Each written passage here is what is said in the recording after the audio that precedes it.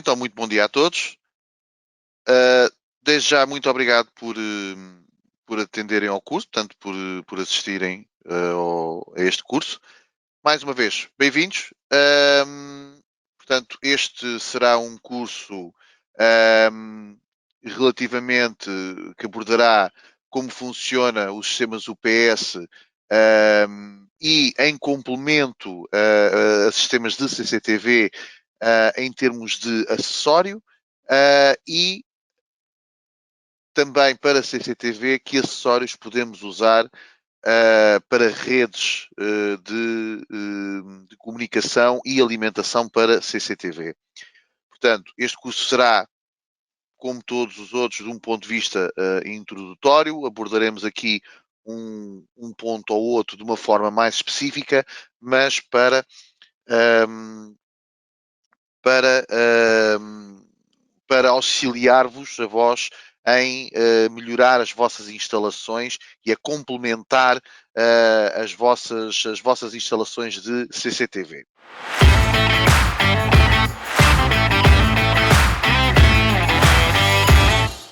Iremos abordar, portanto, as UPS, como funcionam, as redes para CCTV, portanto, em termos de switches, em termos de como é que funcionam os DNS, como funciona, porque é que é muito importante os DNS numa rede, e depois, por fim, iremos abordar também um pouco aqui os acessórios em fibra óptica. Desde já também quero vos lembrar que nós teremos cursos a cada 15 dias, portanto, excepcionalmente, iremos ter já dentro de uma semana um curso sobre Ajax Desktop. Será no próximo dia 7 de março, em que vamos falar muito sobre o software da Ajax para PC, a componente de conta de empresa e como isso é diferente da conta Pro normal que nós estamos habituados a utilizar. E não só, também para podermos ter acesso a algumas funcionalidades, tal como o co-branding, que terá a possibilidade de ter o logotipo na aplicação do cliente final. Pronto. Mas isso são temas que vamos abordar na próxima semana. Mas desde já fica a informação para se inscreverem para esse curso para a próxima semana. Ok? No dia 7 de março, às 10 horas. Ok? E depois, a cada 15 dias, teremos mais cursos.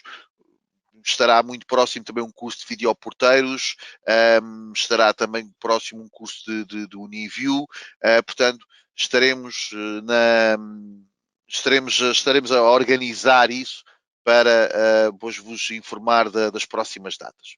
Então, continuando aqui a nossa formação.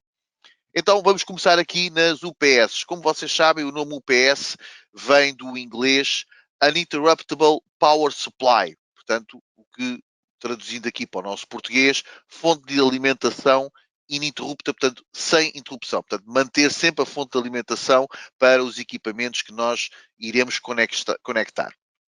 Então, principais funções, muito básica, fornecer energia de backup quando a energia principal falhar.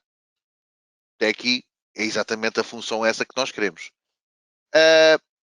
Outra funcionalidade que não é comum a todas, mas à grande maioria, será estabilizar a entrada de energia. Portanto, os 220 volts, como nós sabemos, a corrente alterna tem variações, tem alguma instabilidade. Felizmente, Portugal ou Europa não é um dos países em que isso acontece mais, não é uma das regiões onde isso acontece mais, mas existe algumas áreas, algumas regiões que essa estabilização é muito importante. Portanto, e a função uma das principais funções do UPS, para além de fornecer energia, é também estabilizar. Contudo, não é uma funcionalidade que esteja presente em todas.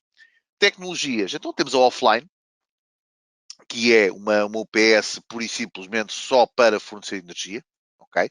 Portanto, falha a eletricidade, ela entra a funcionar, simples. Depois temos as Line Interactive, que para além de fornecer a energia, também estabiliza a corrente, ok? Portanto, mantenha dentro dos parâmetros que nós necessitamos. E depois temos as online que, para além de ter as mesmas funções da Line Interactive, tem mais algumas funcionalidades que nós vamos ver aqui mais à frente. Mas basicamente as três tecnologias são offline, Line Interactive e online. Qual é a diferença entre as três? A offline só entra em funcionamento ao fim de 10 milissegundos. Ok? Portanto, há um corte de corrente e ela ao fim de 10, 12 milissegundos é quando, dependendo depois também da marca e do modelo, é que ela entra em funcionamento e irá gerar a energia estando na falta dos 220. A Line Interactive é um pouco mais rápida, portanto, ao fim de 4 a 6 milissegundos, entrará logo em funcionamento a fornecer a energia e a online é instantânea. Portanto, não tem nenhuma pausa, não tem ali nenhum compasso de espera, portanto, imediatamente a energia entra logo em funcionamento. Claro, isso vai fazer diferença em termos de valores, portanto a offline será uma UPS muito mais barata e a online a mais cara de todas porque terá mais tecnologia e fará o seu trabalho muito mais eficientemente do que as anteriores e como tal mais cara, como é lógico. Então vamos aqui ver como é que funciona a UPS offline, o princípio básico dela. Portanto, ela estando alimentada à corrente elétrica, irá deixar passar a corrente tal e qual como a recebe. Ou seja, tenha ruído, tenha algum tipo de instabilidade, ela simplesmente a energia que recebe é a que deixa passar. No caso de faltar a corrente elétrica, ela tem a bateria e um inversor simples, vamos chamá-lo barato, ok? Mas tem um inversor mais simples que, ao fim de 10 milissegundos, fará então a substituição da corrente elétrica, o que nos vai gerar isto em aspectos sinusoidais, portanto, em aspectos de onda sinusoidal, vai-nos retificar a corrente elétrica, mas não nos vai dar uma sinusoidal perfeita, vai-nos dar uma onda quadrada. Isto para nós percebermos a diferença entre a corrente elétrica que temos da rede, ok? E a corrente elétrica depois simulada pela, pela UPS offline. Portanto, isto é o mais básico, o mais simples, sem qualquer perfeição, vá lá, porque temos um inversor numa fasquia de preço muito mais barata, portanto, e mais simples. A UPS Line Interactive já é um bocadinho melhor. Então, o que é que ela faz? Ela, portanto, temos a corrente de eletricidade, portanto, a eletricidade de entrada, os 220, mas está a ser monitorizada por um processador que vai limpar a corrente elétrica, eliminando todos os seus ruídos, tudo aquilo que, toda a sua instabilidade. Okay? Portanto, vai aperfeiçoá-la e criar-nos uma sinusoidal praticamente perfeita. Quando falta a eletricidade, como ela é mais rápida a entrar e tem um inversor um pouco melhor, mais dispendioso, como é lógico, como é o que vai definir o seu preço, então o que é que vamos ter? Vamos ter uma sinusoidal simulada, mas já mais parecida com a realidade. Portanto, já vai ser mais semelhante à sinusoidal tratada pelo processador. Ok? E, portanto, já nos consegue limpar e simular uma corrente elétrica quase perfeita para os nossos equipamentos. Ok? De referir uma coisa que eu não referi, e aqui neste caso a Line Interactive, o facto de ela ter um tempo de resposta entre 4 a 6 milissegundos é bastante importante. Porquê? Porque nós temos muitos aparelhos, nomeadamente monitores ou até mesmo câmaras, que se o corte for superior a 8 milissegundos, esses aparelhos podem se desligar. Portanto, por isso é que a offline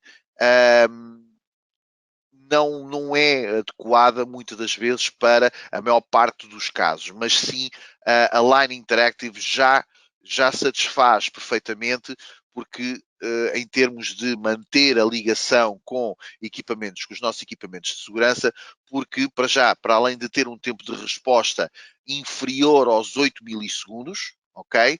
Também tem um inversor com mais qualidade e mais capacidade e consegue nos gerar uma onda sinusoidal mais aperfeiçoada, ok?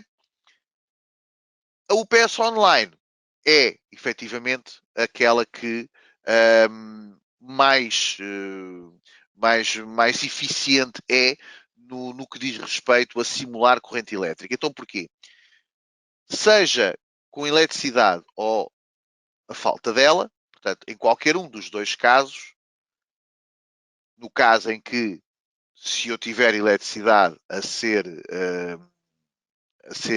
portanto, se eu tiver eletricidade a funcionar normalmente, a ser abastecida por parte da rede elétrica, está a ser constantemente monitorizada à semelhança da Line Interactive, que por sua vez irá trabalhar diretamente com a bateria interna da própria UPS. Aqui, o tempo de resposta é instantâneo, ok?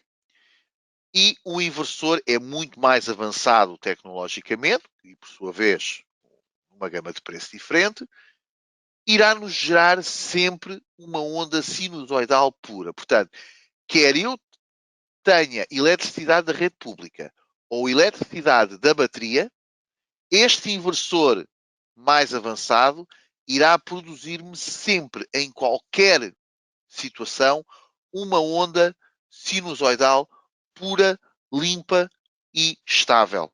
Ok? Portanto, esta é a parte mais importante relativamente à UPS Online.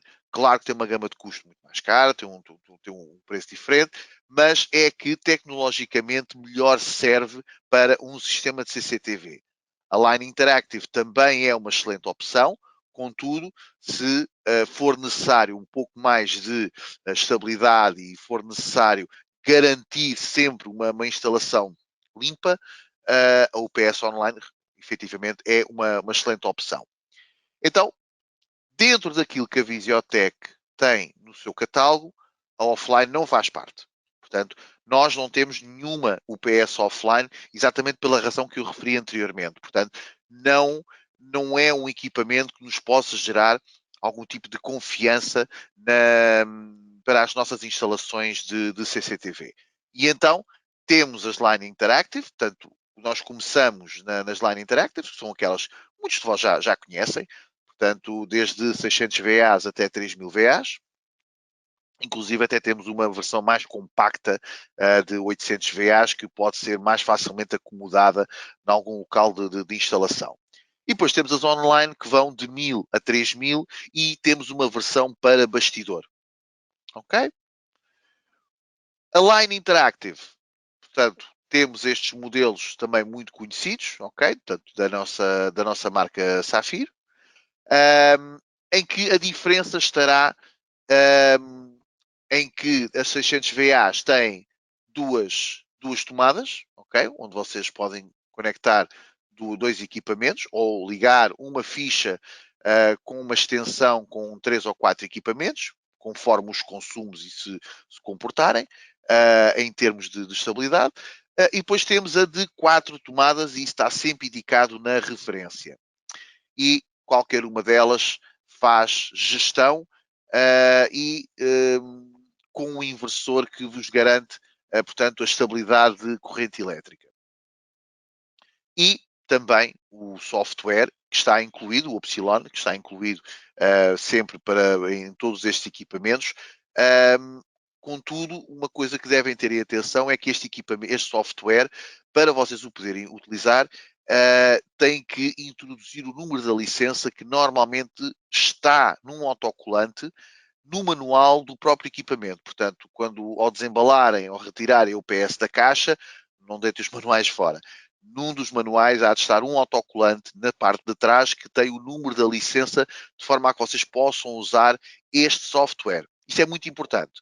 às vezes recebemos pedidos de ajuda de pessoal que quer utilizar o software porque precisa de aceder a algumas funções da própria UPS, mas o software não permite a ligação ou nem sequer conseguem utilizá-lo porque falta-lhes o número da licença. Portanto, mais uma vez, está no manual do equipamento, é um autocolante na parte de trás que tem um código que vai vos servir para licenciar o software, ok?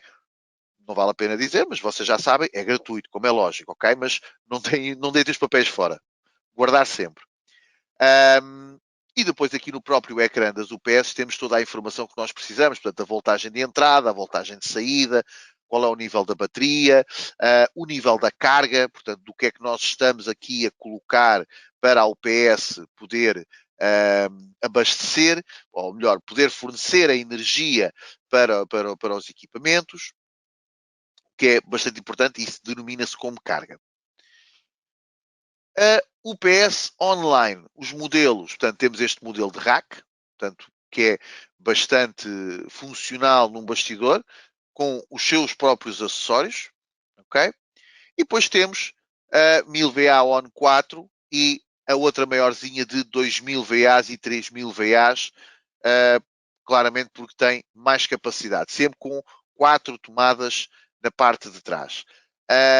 Contudo, vale a pena referir que estas UPS permitem uma slot para acessórios. Nós vamos ver aqui já a seguir quais é que são os acessórios que nós poderemos implementar nesta UPS. Portanto, um ecrã muito mais completo, ok? Nomeadamente que nos pode definir por alguns LEDs se há alguma avaria, se ela está em bypass, se a bateria está tudo ok, o inverter, neste caso o inversor, se ele está a funcionar ou não, portanto, por aí fora. Portanto, temos um ecrã com mais informação do que o ecrã das Line Interactive. Também temos o software, que é o mesmo, o Epsilon, e é exatamente a mesma filosofia das Line Interactive, portanto, no manual vem um autocolantezinho na parte de trás com o número da licença. Não se esqueçam disso. Portanto, aqui temos algumas características mais técnicas, portanto, qual é a quantidade de baterias que elas têm, uma bateria, duas baterias, seja de 9 amperes ou 7 amperes, portanto, isso irá determinar a capacidade de fornecer energia por parte da UPS. O tempo de carga de qualquer uma delas andará sempre entre as 6 e as 8 horas, conforme o nível de bateria com que ela se encontre. As online, portanto, temos mais ou menos a mesma coisa, só por dizer que temos, como vocês veem aqui, temos mais baterias, ok? As UPS online têm mais capacidade, como tal, o tempo de recarga delas é um pouco mais reduzido, entre 4 a 5 horas. Ok? Para além portanto, dos acessórios que nós já conhecemos aqui para encastrar a UPS em rack, também temos estes novos acessórios, que é a carta de outputs, em que nós poderemos, através de contacto seco, poderemos ter um relé atracado em caso de falha de alimentação, em caso de bateria baixa, em caso de algum tipo de alarme, alguma avaria geral que o equipamento possa ter, falhas do PS, por aí fora. Portanto, temos aqui uma carta que nós podemos ligar as suas saídas, por exemplo, a uma central de alarmes e podermos ter condições em que poderemos notificar remotamente quem nós entendemos, portanto, a manutenção, por exemplo, por aí fora. Portanto, alguém que possa depois tomar alguma ação em repor o estado da UPS ou, efetivamente, verificar que houve um quadro elétrico que desligou, eu tenho uma notificação, vou lá ao local, ligo novamente o quadro elétrico e está tudo ok. Tenho também esta carta de... Ui, peço desculpa. Tenho também esta carta aqui da gestão do PS via HTTP e TCP/IP. Portanto, ao fim e ao cabo, a função principal desta placa será o envio de e-mails personalizados com a informação do que é que está a acontecer. Portanto, eu posso enviar um e-mail para uma pessoa a dizer que portanto, a UPS está com bateria fraca, houve uma falha de alimentação, mas ok, a UPS está em funcionamento e está a garantir que a instalação está a funcionar corretamente, mas há uma notificação para alguém, porque nós sabemos perfeitamente que as UPS normalmente, e conforme os cálculos, não durar muitas horas, mas durarão o tempo necessário para alguém poder tomar uma ação e resolver o problema da falha de energia. Então, pegando aqui na questão da duração da bateria, como é que podemos saber a duração de uma bateria? Muito bem. Primeiro temos que saber os dados da bateria, como é lógico. Portanto, a bateria tem uma corrente elétrica que é determinada em miliamperes, ok? Portanto, normalmente esse dado é indicado em miliamperes hora. O que isto quer dizer que ele vai nos dar uma corrente disponível para o funcionamento de uma hora. Portanto, geralmente é fornecido diretamente em baterias recarregáveis, 7 amperes hora, 8 amperes hora, 9 amperes hora, por aí fora. Portanto, é o consumo que ela vai ter, ou melhor, qual é a corrente elétrica que ela nos pode disponibilizar em uma hora. Portanto, neste caso, se eu tiver um consumo de 8 amperes, e se a bateria for de 8 amperes, eu irei ter uma hora de duração. Claro que se eu tiver um consumo muito mais reduzido, de 1 ampere ou por aí fora, teremos que saber efetuar esse cálculo. Também precisamos de saber qual é que é a tensão dela, que são 12 volts, e normalmente são 12 volts, mas poderemos ter outro tipo de voltagem, mas para o caso da UPS será 12 volts. E qual é a quantidade de número de baterias que estão ligadas numa UPS, normalmente em série? A carga. A carga pode ser determinada em volt-ampere ou watt. Okay? Normalmente há uma relação aqui entre volt-ampere e watt entre 0,6 para 0,9, mas vai depender da quantidade da carga. Portanto, no caso de equipamentos informáticos, isto é um valor que andará ali muito mais próximo dos 0,6, 0,7 sensivelmente. Portanto, e este fator é conhecido como cosseno. Ok? Portanto, já é um termo matemático que quem esteja mais confortável nesta área irá identificar mais facilmente. E então, como é que isso se faz? Portanto, há aqui uma fórmula para nós calcularmos a energia. Portanto, o primeiro passo será sabermos todos estes valores que nós vimos para trás, portanto, em termos qual é o número das baterias, quantas baterias são, multiplicado pela corrente elétrica e multiplicado também pela corrente elétrica e, no final, a eficiência do UPS. Okay? Cada UPS há de ter o seu nível de eficiência muito específico.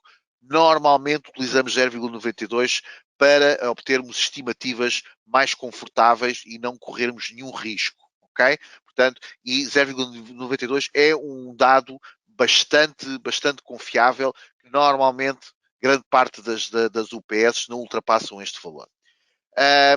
E depois, como é que nós iremos calcular isto em minutos? Primeiro calculamos a energia, depois sabemos a energia, vamos calcular em minutos quanto tempo é que poderemos obter conforme a carga que temos.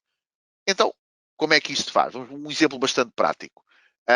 Eu tenho uma carga composta por 10 câmaras varifocais, 1080p. Cada câmara tem um consumo de 6 watts. Okay? Normal, mais ou menos. Há umas câmaras que até consomem um bocadinho menos, mas outras um bocadinho mais, mas médio, 6 watts. Também temos uma instalação, também temos com duas câmaras de speed DOMs, cada uma com 36 watts de consumo máximo. E depois temos um gravador de 16 canais que, sem disco rígido, tem um consumo de 60 watts e um disco que o seu consumo são de 10 watts. Como é que nós fazemos isto? É muito simples. 6 vezes 10, portanto, são 10 câmaras vezes os 6 watts, mais os 30, a soma das duas speed DOMs, portanto, são 2 vezes 36 watts, mais os 60 watts do gravador, mais os 10 watts do disco. Temos aqui 202 watts aproximadamente. Ok? Portanto, isto será o consumo, será a carga que nós temos de consumo para estes equipamentos. Então, como é que iremos calcular a duração dela? Neste caso, da UPS. É muito fácil. Vamos buscar novamente, temos que saber a informação dela, ok? Portanto, sabemos que é uma UPS que tem uma bateria, Sabemos que a voltagem são 12 volts dessa bateria. É uma bateria de 7 amperes, ok? Portanto, neste caso, 7 amperes hora, teremos, convertendo para miliamperes, portanto, teremos 7000 miliamperes hora. Temos a eficiência da UPS, cá está, vamos utilizar o 0,92 como estimativa conservadora. Portanto, este valor normalmente, como eu estava a dizer, há UPS que têm 0,98, 0,90, mas o 0,92 é um valor bastante confortável, ok? E mais aproximado da realidade, ok? Um outro dado que temos da UPS é que é uma UPS de 360 watts e temos a carga do nosso exemplo anterior, que são os 202 watts. Como é que vamos calcular isto? Muito simples.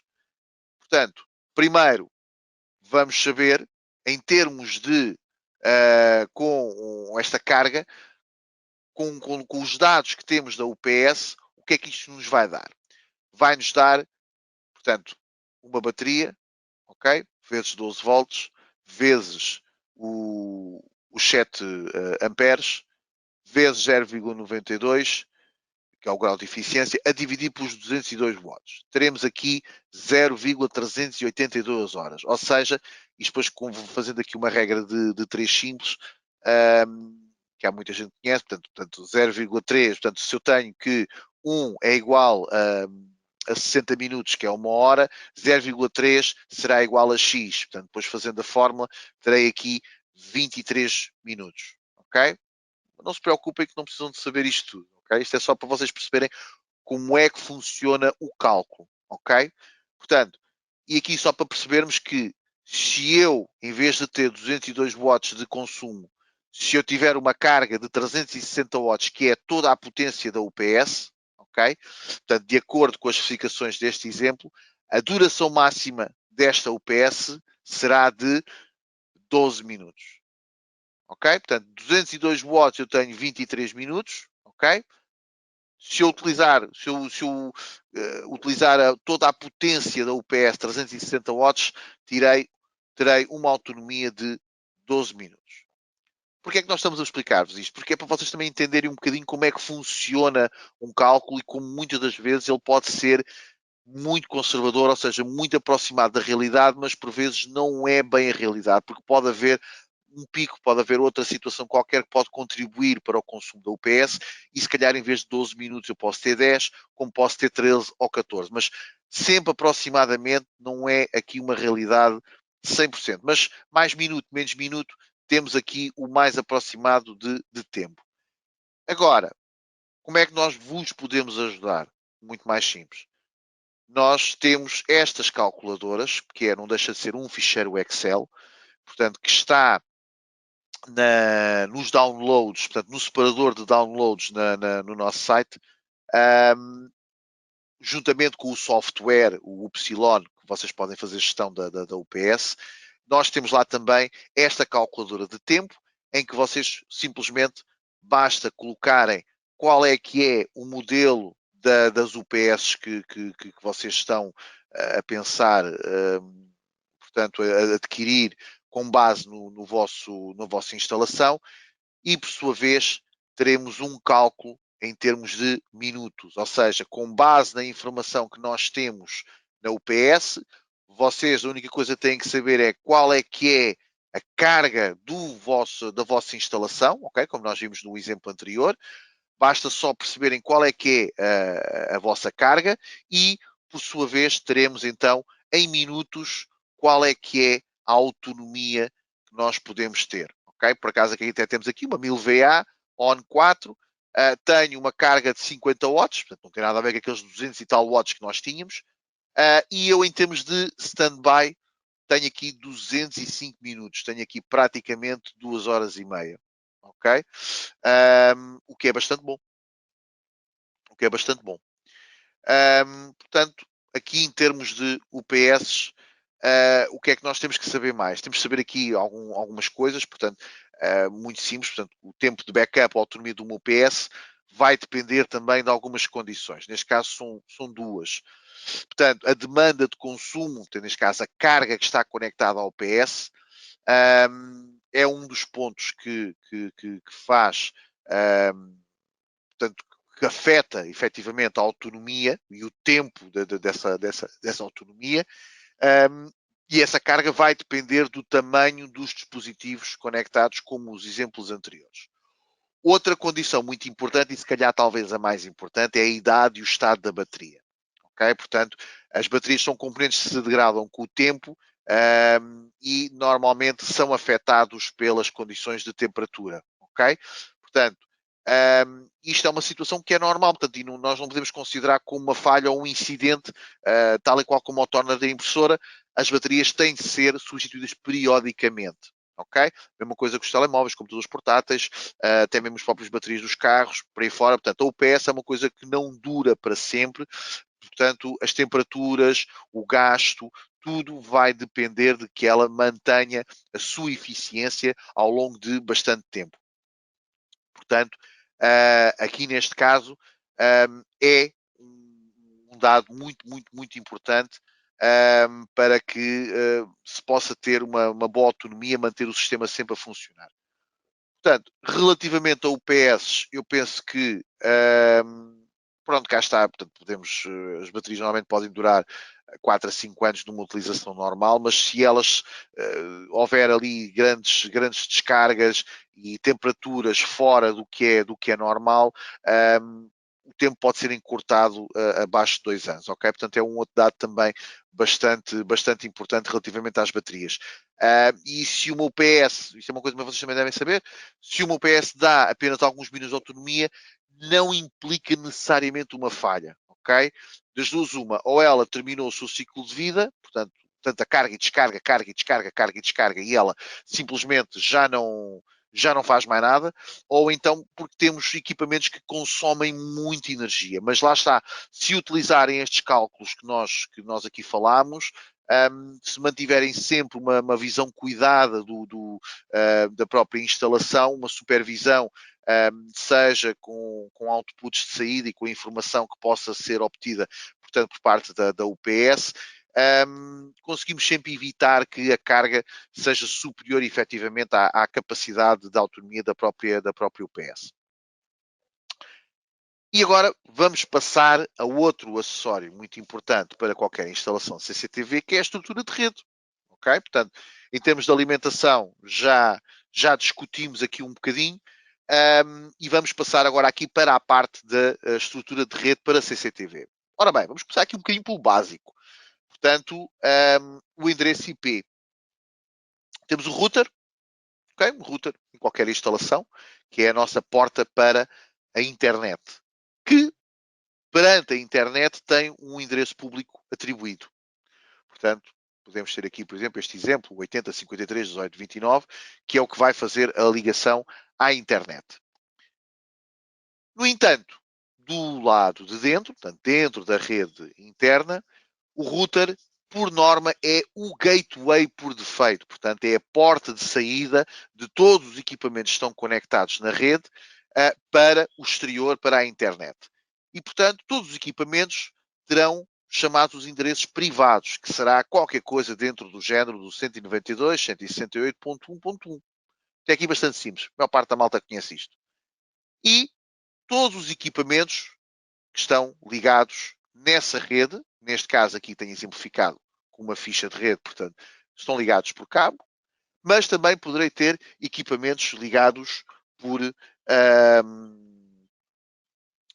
Wi-Fi, ok? Portanto, não interessa de que forma é que eles estão ligados, se a comunicação estiver a ser feita com o router irá atribuir um IP privado, ok? E isto chama-se Local Area Network, que é a LAN dentro da rede. E estas serão mais ou menos, ou melhor, serão os exemplos que eu vos posso dar em termos de os IPs privados que podem ser atribuídos à LAN. E conforme o tipo de IP, vocês têm, por exemplo, aqui no 192.168, com esta configuração de máscara de rede, poderei ter 255 IPs. Mas se eu precisar, à medida que eu for necessitando de mais mais o IPs para conexão a equipamentos e utilizadores e por aí fora, terei que alterar o tipo ou a gama de IPs, ok? Com uma máscara de rede também diferente para poder, por exemplo, atingir 64 mil IPs. E se eu precisar mesmo de muitos, terei que alterar também toda a sua configuração em termos de máscara de rede e a própria gama de IPs. Portanto, mas há calculadoras específicas para isto, mas normalmente, na grande parte dos casos, o que nós costumamos utilizar bastante será, ou pelo menos na maioria das instalações, será este do género do 192, 168, que teremos os IPs necessários para a instalação que precisamos, sem comprometer a rede do cliente. Contudo, se for necessário mais, é com base neste tipo de configuração que conseguimos obter mais utilizadores, mais IPs para se conectar equipamentos. Agora, a diferença entre um endereço estático e um endereço dinâmico. E aqui é que vai entrar um bocadinho o conceito do DHCP. Por todos os efeitos, há casos muito específicos em redes geridas por empresas ITs, mas tirando esses casos mais específicos, na grande maioria das instalações, o router é o servidor DHCP. Portanto, o que é que isso acontece? O que é que isso quer dizer? O router é quem atribui a gama de IPs dentro da sua rede, mas pode o fazer conforme nós quisermos. Como é que nós podemos ver isto? Existe uma coisa que se chama pool de DHCP. Ou seja, pool de DHCP, uma pool de DHCP é uma pool, é uma espécie de um rango. Ou seja, eu tenho eu tenho de X a Y. Portanto, como vocês podem ver aqui no exemplo, a pool de DHCP começa neste IP, no 1.100, e vai até 1.199. Então, o que é que eu estou a dizer? Estou a dizer que este router pode atribuir endereços automaticamente entre o 1.100 e o 1.99. Mas se eu quiser atribuir, se eu quiser utilizar o endereço .200, por exemplo, tenho que o fazer de forma manual. E aí sim é um IP estático, é um endereço estático. Não é um endereço dinâmico. Endereço dinâmico será todos os IPs que estão entre esta pool, portanto 1.100 e o 1.199. E aqui sim são geridos pelo router, pelo servidor DHCP. Ok? Portanto, o que eu estou a dizer é que o router, ele dentro da pool de DHCP que eu lhe atribuí, ele gera estes IPs conforme ele quiser. Pode atribuir automaticamente a um computador, pode atribuir automaticamente a uma câmara, pode atribuir automaticamente a um telemóvel, ele faz o que ele quiser. Mas todos os IPs fora desta range não são para ele. Ou seja, ele não tem que mexer neles. Em termos de atribuição, ele pode receber informação, como é lógico, ele pode comunicar com todos os IPs, desde o 1 até o 254. Ele pode comunicar com todos. O que ele não pode fazer é atribuir esses IPs que estão fora desta range, entre o 100 e o 199. E então, como é que eu posso saber se um determinado IP está ocupado ou não? Posso fazer um CM, portanto, posso utilizar a linha de comandos do Windows e com o comando que vocês conhecem, que é o ping, eu posso pingar o IP para perceber se eu tenho alguma resposta por parte desse IP. Porquê? Porque apesar de eu estar a utilizar um IP fora desta range, não é? Porque eu tenho aqui, termina no 199, portanto, a partir do 200 para a frente são chamados são os IPs estáticos, são os manuais, são aqueles que eu posso atribuir conforme eu quiser a um determinado equipamento. Mas eu tenho que saber se ele está livre. Tenho que, para não estar a criar depois conflitos em ter dois equipamentos com o mesmo IP. E então eu vou à linha de comandos e introduzo ping e o IP que eu quero ocupar. Se ele não tiver nada, ele vai-me dizer que é timeout. Portanto, vai-me dizer que não há resposta deste IP. E, portanto, se não tem resposta, é porque não existe nenhum equipamento a utilizar este IP. Muito bem. Eu posso, então, colocar esse IP diretamente numa máquina, respeitando que a gateway é o router, sempre. Portanto, ele é que é a porta de saída para a internet. E poderemos utilizar os DNS, normalmente, ou o 8888 ou o 111, ou até mesmo em alguns casos, e vai depender dos routers, podemos utilizar como o servidor DNS o próprio router da instalação. Okay? Mas depende de certos casos. Vai depender um pouco também da operadora, vai depender do tipo de rede que possam ter. Portanto, mas em alguns casos, se tiverem dificuldades com os DNS, podem utilizar o próprio router como servidor DNS. Ok? E é claro, da mesma forma como eu atribuo esta configuração a um computador, também vou atribuí-lo a uma câmara. Ok? Portanto, desativando, cá está o DHCP. Portanto, porquê? Porque se eu ativar aqui o DHCP na câmara, o que é que vai acontecer? A câmara vai ganhar um IP dentro deste intervalo entre os 100 e os 199, que é gerido pelo router. E então, eu atribuo aqui o IP e cá está, novamente eu posso fazer auto ao DNS ou então posso introduzi-los manualmente. Mas a configuração é muito semelhante neste sentido. E pegando aqui um bocadinho no tema dos DNS. Então, o que é que nós vamos ver aqui em termos de DNS? Bom, primeiro vamos compreender como é que funciona os DNS. Os DNS é muito simples. Eu estou no meu computador em casa e quero aceder ao site da visiotechsecurity.com. Ok? Quero aceder. Meto o link no meu web browser, ok? E o que é que ele vai fazer? Ele vai à internet, vai procurar, a página, mas vai procurar a página de que forma? Porque, na realidade, o site visiotechsecurity.com tem um IP. Como qualquer equipamento, como qualquer site na internet, tem um IP, tem um endereço. Mas eu não tenho que saber este IP, porque senão voltamos um bocadinho antigamente, não é? Como as pessoas tinham os telefones em casa e depois tinham um livro enorme ao lado do telefone com os números de telefones de toda a gente. Mas eu aqui não preciso disso. Então como é que isto vai acontecer?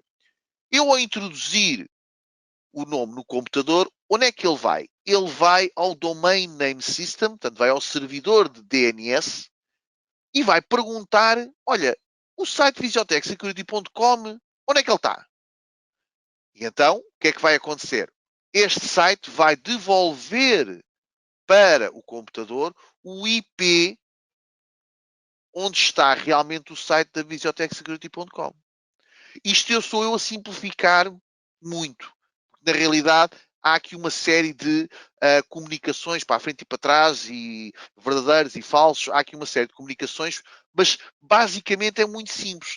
Nós, quando queremos aceder a uma página de internet, antes de lá chegarmos, a informação passa sempre por este Domain Name System, onde nos vai dizer, onde, na realidade, aonde é que o site está. Ok? Vai-nos dizer qual é que é o IP que me vai permitir chegar ao website. Ok? Portanto, os DNS é tão simples quanto isto. É Domain Name System. É traduzir o nome para um IP. Simplíssimo. Ok? Por isso é que é muito importante quando nós colocamos estes 8888 ou quando colocamos 11 ou mesmo DNS fornecidos pela própria operadora. Porquê? Porque será a forma que nós temos de conseguirmos chegar a qualquer sítio da internet. Ok? Claro que vamos imaginar que mesmo que eu tenha um problema com o DNS, eu não consiga chegar ao domínio, um, ao servidor de domínios que me vai dizer qual é que é o IP onde está o website, mesmo que eu não tenha esta parte a funcionar, mas se eu colocar o IP diretamente, vamos imaginar que eu até sou um gajo, tenho uma grande cabeça, e até sei os IPs todos. Se eu colocar o IP diretamente no web browser, eu vou sempre lá dar ao site. Ok? Portanto, essa parte, essa comunicação continua a existir sempre. O que pode deixar de existir eventualmente é esta tradução, caso eu tenha algum problema com a ligação do meu computador aos DNS. Ok? Portanto, este endereço é bastante importante quando nós o colocamos na configuração DNS. É para que isto possa acontecer, todo este circuito possa acontecer. E, portanto, o que nós fazemos com o DIN DNS é tão simples quanto isto. Eu tenho uma determinada instalação que tem este IP público, não é? e que nós sabemos que é um IP dinâmico, que muda com alguma facilidade, então eu vou precisar de um DIN DNS. Vou precisar de atribuir um nome àquele IP. Da mesma forma como eu tenho aqui no site da visiotechsecurity.com, eu tenho este site, não é? Que é uma instalação que tem o seu IP e eu quero lhe atribuir um nome. Aqui neste exemplo, por exemplo, numa câmara, eu habilitei o Safir DNS, que o que é que me vai fazer? Vai-me reencaminhar através deste nome, que eu pus aqui, o PIM53, por exemplo, .safirdns.com, e ele vai-me atribuir, vai-me fazer o reencaminhamento de todos os pedidos para este IP público que eu tenho atribuído a este router. E como é que ele vai fazer isso? Vai através do safirdns.com. Enquanto que eu na internet normalmente tenho o domain name system com o 88888, aqui o meu 88888 vai ser o safirdns.com. O que é que ele vai fazer? Exatamente a mesma coisa que o domain name system. O que é que ele vai-me atribuir, vai-me reencaminhar todos os pedidos que eu fizer aqui para o pim53.safirdns e vai-me reencaminhar para o endereço público com o qual ele está sincronizado. Ok? Mas lá está. Porque é que eu tenho que fazer isto em qualquer equipamento no local? Para que estes equipamentos possam sincronizar com o site safirdns.com e dizer, olha, eu agora já não tenho este IP, eu agora tenho outro IP. Mas fica aí com ele, que para quê? Que é para quando alguém quiser aceder a mim, tu já tens o meu endereço. Ok? Portanto, e há muita gente que faz esta configuração, por exemplo, em routers, fazem configuração em vários equipamentos, porque têm sempre o receio que a comunicação possa não chegar lá. Lembrem-se sempre de uma coisa. Para a rede pública só existe um IP. Então, o que é que eu preciso? Eu só preciso de um equipamento sincronizado com a safirdns.com para lhe dizer a ele, olha, eu agora tenho este IP.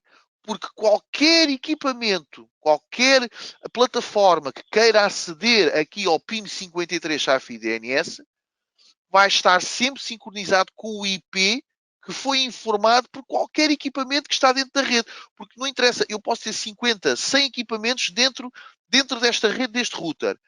Para o público, para a internet, o endereço vai ser sempre este 80.53.18.29. Todos os equipamentos que estão dentro desta rede vão ter este IP. Portanto, eu só preciso, até pode ser só uma câmara, eu posso ter um gravador com 20 ou 30 câmaras. Se eu não conseguir configurar o DIN DNS no gravador, no router, então, não recomendo. Não convém, porque as operadoras mexem muito com o router, alteram, fazem reset, perdemos a configuração por completo. Se não conseguimos configurar no gravador, que é o sítio mais adequado para o fazer, se eu tiver uma câmara na mesma rede do gravador que tenha a possibilidade de comunicar com a internet, eu posso programar o DNS naquela câmara. Sem problema nenhum. Depois as portas é outra coisa. Mas eu posso comunicar, posso programar apenas uma câmara, porque a única coisa que o Safin DNS precisa saber é onde é que tu estás. Qual é o teu IP público. Depois, a partir daí, toda a comunicação segue naturalmente. Ok? É um bocado importante perceber aqui um bocado este conceito para que vocês também entendam a filosofia disto e muitas das vezes ajuda-nos aqui a percepcionar às vezes alguns problemas de comunicação. Agora agora passamos às portas NAT. O NAT, ou port forwarding, ou reencaminhamento de portas, como vocês queiram.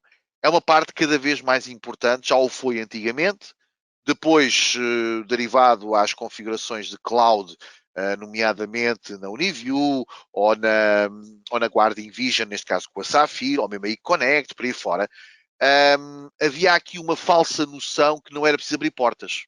Ok? Vamos ver. Efetivamente, durante bastante tempo, não havia essa necessidade. Porquê? Porque os routers, grande parte dos routers, não tinham muita proteção naquelas portas que eram utilizadas pela conexão à cloud. E então, a comunicação saía, entrava muito facilmente e ainda acontece em bastantes routers hoje em dia. Contudo, as operadoras estão a ficar, perdão, contudo, as operadoras estão a ficar cada vez mais protetoras das suas redes e estão a implementar cada vez mais medidas de proteção, nomeadamente fechando portas controlando, analisando cada vez mais os pacotes de entrada e saída, e como sabemos, é uma das grandes guerras das operadoras, é as boxes piratas, porque não deixam de ser boxes de streaming. Streaming vídeo.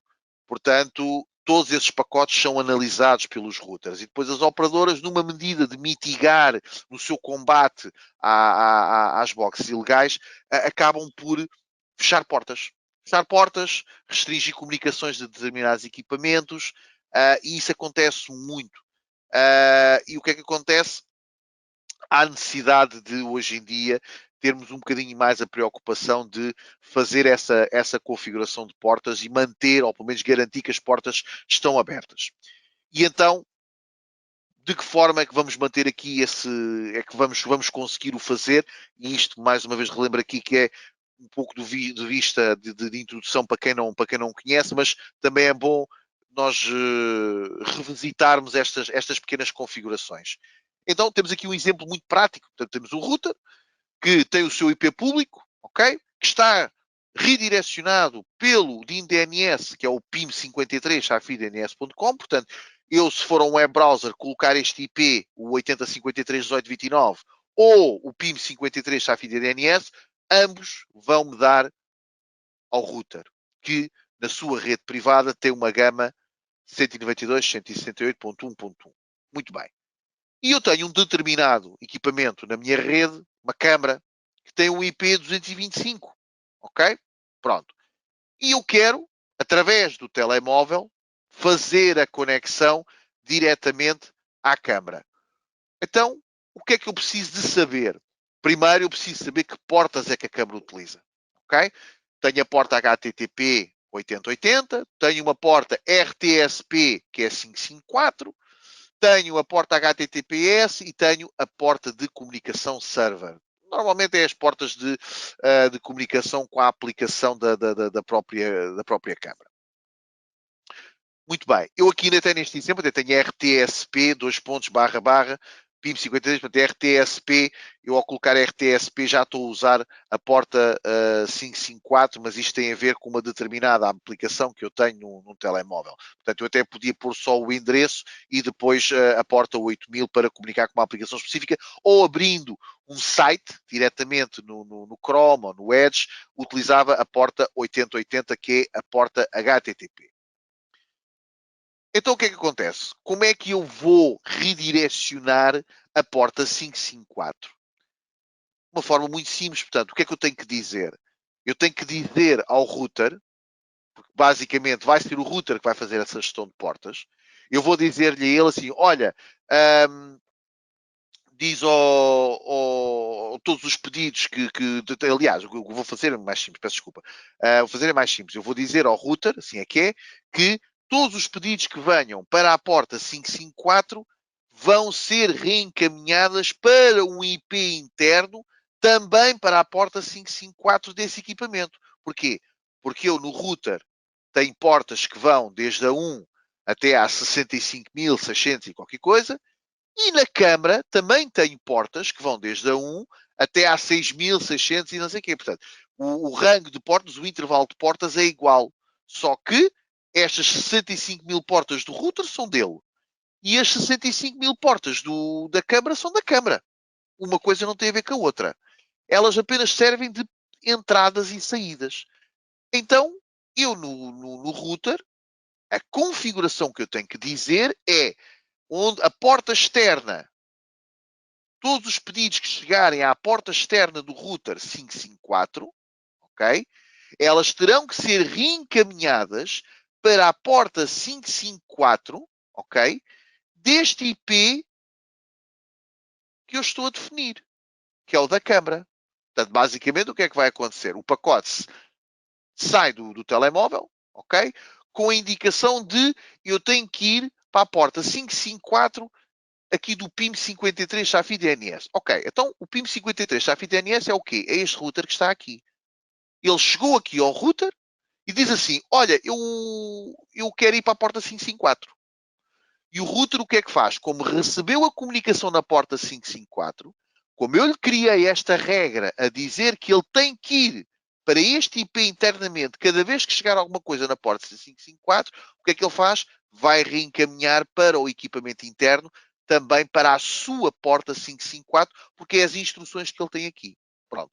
Basicamente, eu fiz aqui um bocadinho de... expliquei aqui um bocadinho mais o conceito, que é para... porque às vezes há malta que às vezes também não tem medo, às vezes, ou tem receio de mexer com isto, mas efetivamente é um dado bastante importante. E por sua vez, então, irá nos fazer então chegar a imagem que nós queremos ver ao telemóvel. Ok? Agora vamos abordar aqui muito rapidamente os switches PoE. Ok? Eu não sei se estou a ir aqui muito rápido mais para vocês, mas queria que isto não fosse aqui muito chato, porque estamos a abordar aqui conceitos que são úteis, mas ao fim e ao cabo temos que entender aqui algumas noções. Então, switch PoE. Switch PoE como é um dos acessórios também mais importantes, se não o mais importante dentro de uma instalação de CCTV. Então, os switches, como é que eles são classificados? De acordo com o local de instalação. Ok? O local de instalação pode ser uma mesa, pode ser um switch para encaixar numa calha DIN, pode ser um switch de rack, ok? Portanto, para encaixar num bastidor, como pode ser um switch para uma aplicação exterior. Ok? E depois, temos de acordo com a sua gestão. Portanto, pode ser um switch de gestionado, em que eu tenha que abrir e fechar portas, tenho que criar VLANs, que são, aliás, tenho que gerir VLANs criadas pelo router, portanto, ou então pode ser um switch simples, só para dar alimentação e comunicação, entrada e saída, também de acordo com a sua velocidade, pode ser um switch de 100 megabits ou um switch gigabit, de acordo com a sua potência, pode ser PoE+, IPoE, e com o tipo de conector que pode ser utilizado. Ok? RJ45 ou portas de fibra cada vez mais comuns hoje em dia. Ok? Um dado muito importante é a potência, senão, e veio aqui um bocadinho de encontro aqui ao foco aqui da nossa formação, que é efetivamente a potência, os consumos. Então como é que nós fazemos isto? Muito simples. Oi, desculpem lá, que eu carreguei aqui no botão. Switches simples são aqueles que normalmente nós conhecemos, ok? Portanto, são switches que não têm PoE, simplesmente para comunicação de rede. Podem ser 100 megabits, podem ser gigabit, ok? Mas são switches apenas e só para comunicação e conexão de informação entre vários equipamentos e a internet. Ou a rede, neste caso. E depois temos os switches PoEs. Switches PoEs que o que é que uma das coisas que nós verificamos logo aqui à partida é que têm portas de uplink, ok? Porquê? Porque nós temos portas de alimentação, mas depois temos que fazer a comunicação para fora para um outro switch, para um router, para um gravador, o que for, ok? E, para além disso, também temos a alimentação em cada saída, e por isso é que chamamos Power over Ethernet, PoE, ok? Simples, não há aqui grande ciência.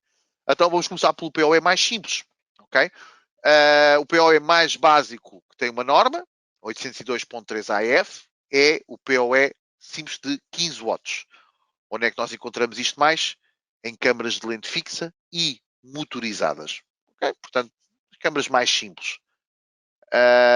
Também temos o PoE+, também bastante comum, que o seu limite é de 30 watts e que é definido pela 802.3 AT. Ok? Portanto, normalmente este tipo de protocolos PoE, as distâncias são as normais numa ligação de rede, portanto, são sempre os 100 metros, mesmo que utilizemos um cabo categoria 5 ou categoria 6, desde que sejam de boa qualidade em termos de componentes de cobre, conseguimos sempre atingir os 100 metros sem grande dificuldade.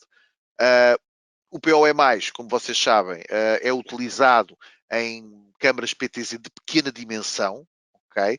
Ou mesmo uma câmara variofocal que tenha LEDs de longo alcance, portanto de 80 metros, 100 metros, por aí fora, portanto já pode não utilizar o PoE normal, mas sim o PoE+.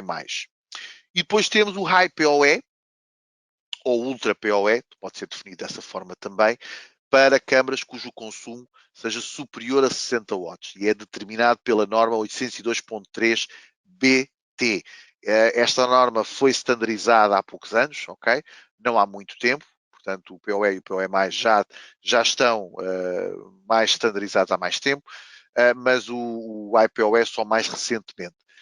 Contudo, dentro do IPoE, podemos ter, para além de, podemos ter um IPoE de 60 watts, mas também podemos ter de 90 watts. Portanto, vai depender do consumo e vai depender daquilo que nós precisamos de utilizar em termos de potência.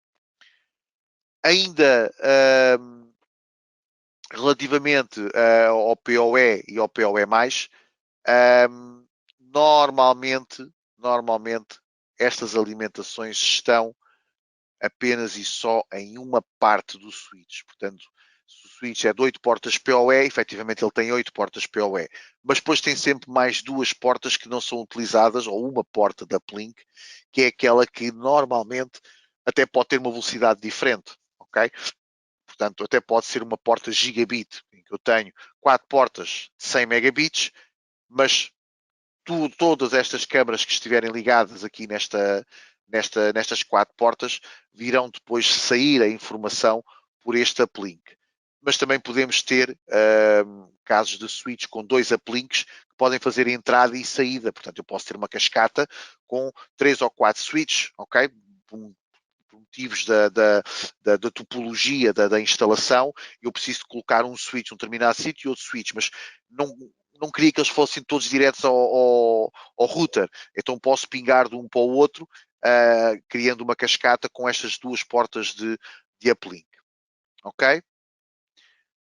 Dentro ainda do High PoE, portanto, é exatamente a mesma coisa. Ok? Portanto, a única diferença é que normalmente não existe, ou melhor, não temos switch com todas as portas em IPoE, porque sabemos que são 65 watts, no caso aqui deste, ok? Normalmente nos switches a potência são sempre 65 watts. Se eu precisar de mais potência, poderei utilizar um injetor de 90 watts, por exemplo, também pode ser utilizado. Mas poderemos ter uma porta ou um conjunto delas que possam ter também essa capacidade de IPoE. Ok? Portanto, um switch IPoE normalmente não costuma ter todas as portas com IPoE. Ok? Portanto, normalmente é só uma ou duas, ou neste caso aqui, deste aqui basta corrigir, são 4. Ok? Ainda dentro do HiPoE temos outra utilização. O HiPoE não serve só para eu ligar câmaras de grande consumo, ok? Também serve para derivarmos para outro tipo de soluções. Para quê? Eu posso-vos dar aqui um exemplo muito prático. Eu tenho aqui um switch que tem uma porta HiPoE, como vocês podem ver, e esta porta HiPoE pode ser utilizada não só para ligar uma câmara, porque sendo o IPoE, o intuito dela é poder alimentar câmaras de grande capacidade, mas posso também conectar um extensor, ok? Este extensor, que eu tenho aqui em exemplo, ele está disponível na nossa web, ele é alimentado apenas e só por este IPoE. Portanto, ele não precisa de 12 volts, ele não precisa de nenhuma alimentação externa. O que é que ele vai fazer? Eu consigo derivar desta porta HiPoE em 4 portas de 15 watts. Ok? Então o que é que isto faz? Eu a partir daqui poderei ter 4 câmaras PoE normais de 15 watts. Ok? Portanto, o PoE mais básico. Utilizando esta saída de HiPoE do switch. E tudo isto, claro, estando este switch principal alimentado, mas este não necessita de alimentação externa. Portanto, eu com o HiPoE tenho alimentação suficiente para alimentar este switch, não deixa de ser um extensor, mas também é um switch, e alimentar a partir daqui mais 4 câmaras. Ok? Portanto, é mais uma funcionalidade que nós poderemos ter do HiPoE é relativamente isto. Ok? Outras funcionalidades que nós temos, nomeadamente os modos CCTV, que são os modos Smart e AIPoE. Basicamente tem a ver com estes deep switches que nós temos neste tipo de switch, que nos dão aqui algumas funcionalidades interessantes, nomeadamente o modo PoE extendido, em que o que é que irá fazer? Irá baixar a largura de banda de 100 megabits para 10 e com isto eu consigo de 100 metros chegar a 250 metros, ok? O QoS, portanto, tem a ver com uma função de análise e qualidade do próprio switch, em que o que irá fazer basicamente é, no caso de haver uma sobrecarga de comunicação dentro do switch, ele irá priorizar o que for stream de imagem, nomeadamente câmaras CCTV, gravadores por aí fora. Portanto, este tipo de equipamentos vai ser priorizado, ok? Porque eu posso ter vários equipamentos aqui ligados, computadores, por aí fora, mas tudo o que for câmaras e de respeito à videovigilância, em termos de stream, será priorizado, mantendo todo o resto, ou seja, não comprometendo as instalações de CCTV. O modo VLAN, portanto, será um modo em que eu poderei criar algum tipo de VLANs, ou seja, separar cada porta direta independente, de maneira que elas não se vejam umas às outras, ok? Portanto, não é uma VLAN propriamente. Porquê? Porque em termos de IPs as coisas irão continuar, simplesmente ele vai criar separações de maneira que entre as portas não haja qualquer tipo de comunicação, mas sim apenas e só para a porta uplink. Ok? Portanto, o que quer dizer é que a porta da 1 à 4, a 1 só comunica com a uplink, a 2 só comunica com a uplink e por aí fora. Portanto, eu com a 1 não consigo comunicar para a 2, da 2 não consigo comunicar para a 3, portanto, é uma questão de isolar aqui um bocadinho as portas. Depois também temos aqui o Watchdog. O Watchdog, o que é que faz? Eu já falei nisto numa formação anteriormente, mas o Watchdog simplesmente o que é um cão de guarda, ao fim e ao cabo, e o que ele vai fazer, ele vai estar constantemente a supervisionar as câmaras. É um bocado como um compastor. Eu vou chamar antes um compastor. Porquê? O que ele faz é, ele está a supervisionar um equipamento. O equipamento está sempre a transmitir dados e a receber por aí fora. Se aquele equipamento, por um momento para o outro, deixar de transmitir ou receber informação, o que é que o Watchdog vai fazer? Vai pensar assim, epá, há aí qualquer coisa que tu deixaste de comunicar, o que é que ele vai fazer? Ele vai reiniciar aquela porta PoE, ok? Portanto, ele vai desligar essa alimentação daquela câmara e vai ligar novamente, vai-lhe dar o PoE novamente para ver se ela arrebita, um bocadinho aqui como os cães pastores com as ovelhas. Portanto, ele vai lá e vai empurrá-la para ver se ela anda para a frente e faça as coisas como ele quer. E o que ele quer é que a câmara esteja a comunicar. Portanto, o Watchdog é uma funcionalidade muito engraçada, que tem o seu quê de importância numa instalação de CCTV. E depois temos routers, perdão, peço desculpa, switches, esta nova gama que nós temos da Ruigi, que não necessita destes deep switches aqui diretamente, porque podem ser configurados via cloud. Okay? Todas estas funcionalidades que nós estamos aqui a falar e mais algumas podem ser todas configuradas via cloud, o que é bastante prático. Okay? E essa cloud está disponível tanto no telemóvel como o acesso por web browser e onde nós podemos também analisar e verificar aqui até mesmo consumos porta a porta. Portanto, isto é uma gama de switch um pouco mais avançada, com mais informação, que vos permite gerir melhor a vossa rede no caso de uma instalação de CCTV. Agora, vamos aqui muito rapidamente aos acessórios de fibra.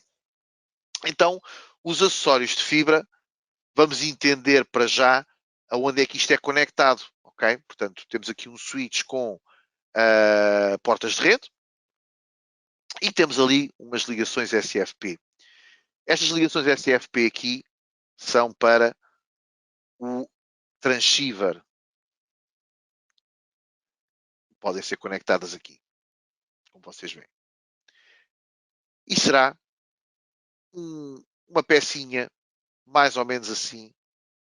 Com este, o que pode modificar será aqui a parte de conexão, mas será uma slot, vá lá, que será ligada aqui em cima.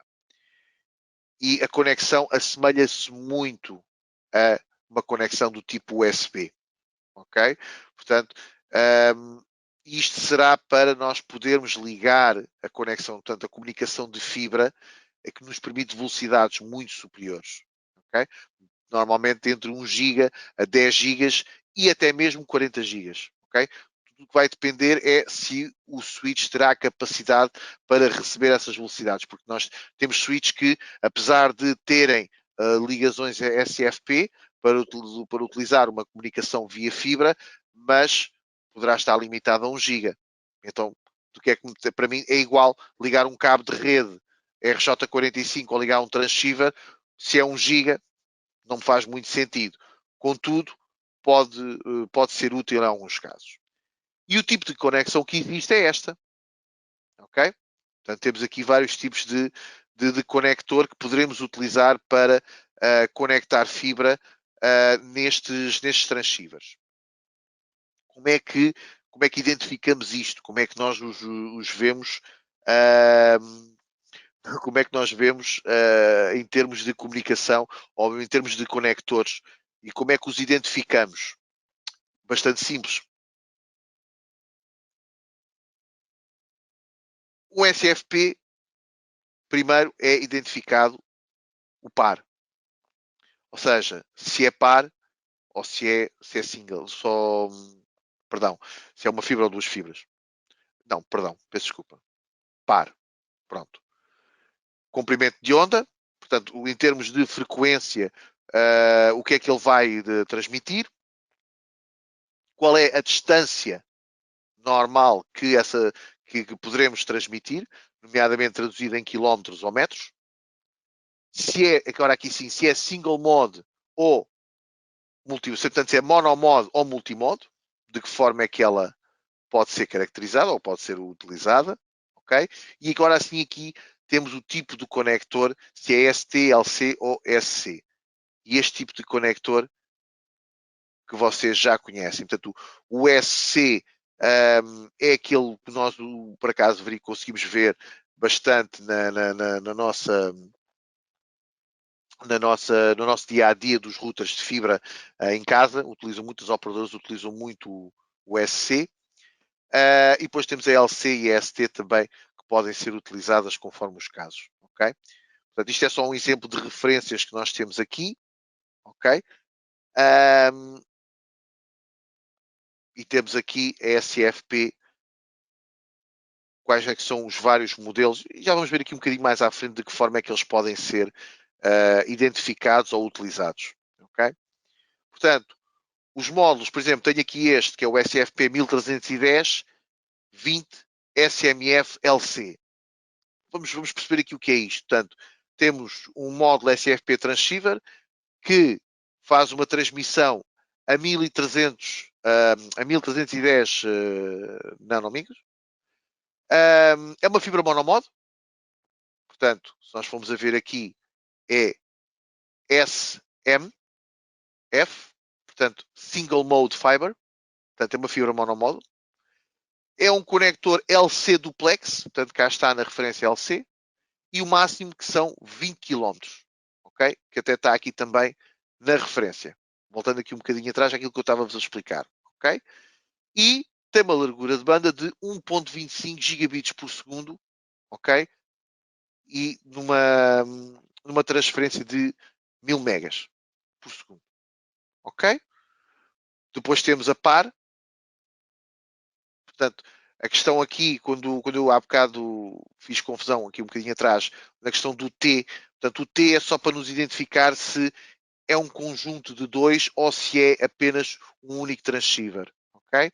Aqui neste caso eu tenho um par, que é o TR1513, em que ela transmite a 1550, ok?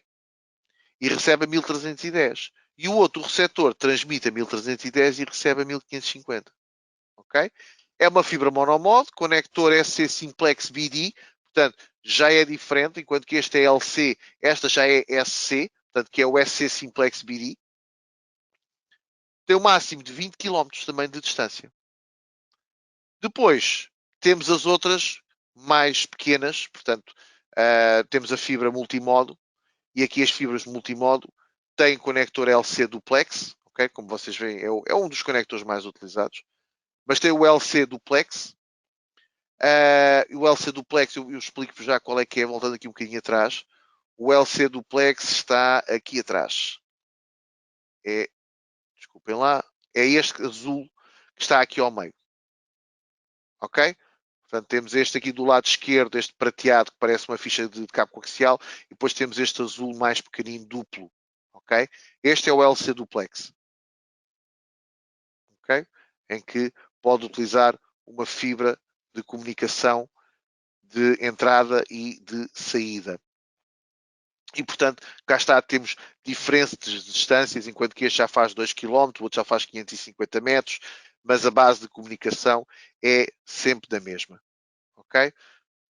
Portanto, isto só mais para vocês perceberem aqui um bocadinho dentro dos módulos de fibra, até porque agora com a entrada da Ruigi no ano passado, esta gama já foi atualizada, portanto já temos módulos de mais capacidade, já temos módulos de 10 GB, ok?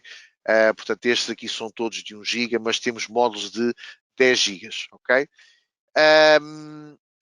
Para complementar este acessório, também temos os conversores de média. Portanto, se eu não quiser utilizar a ligação de fibra para um switch, se eu quiser só uma porta de rede, porque só preciso uma porta de rede só para ligar um equipamento, temos estes conversores de média.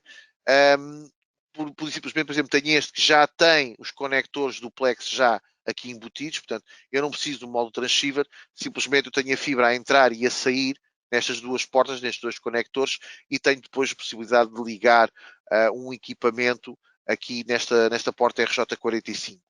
Portanto, aqui neste caso, a potência de comunicação que ele tem são 550 metros. Um dado muito importante também é, numa comunicação de fibra, tentem manter sempre a fibra e os transceivers todos iguais, ok? Para que todos comuniquem dentro do mesmo, não é do mesmo protocolo, mas que não haja depois diferenças de comunicação entre um e outro, ok? E depois temos os conversores de média, que aí sim necessitam de um módulo, um transceiver SFP para colocar aqui conforme o conector que eu irei necessitar. Ok? Portanto, enquanto que aquele já o tem incluído, este eu ainda tenho que pôr o transceiver conforme a fibra que eu necessitar. Então, sendo assim, muito obrigado pela vossa atenção, pela vossa presença. E conto convosco na próxima semana no curso da Ajax. Basta ir só ao nosso site, vão lá ao calendário, está lá no SAT, na parte técnica, está lá o calendário e é só inscreverem-se, ok? Muito obrigado e uma boa semana de trabalho para todos. Obrigado por assistir o vídeo. Se desejas saber mais sobre os nossos produtos de segurança, subscreva-se ao canal da Visiotech e ative as notificações para acompanhar os nossos vídeos.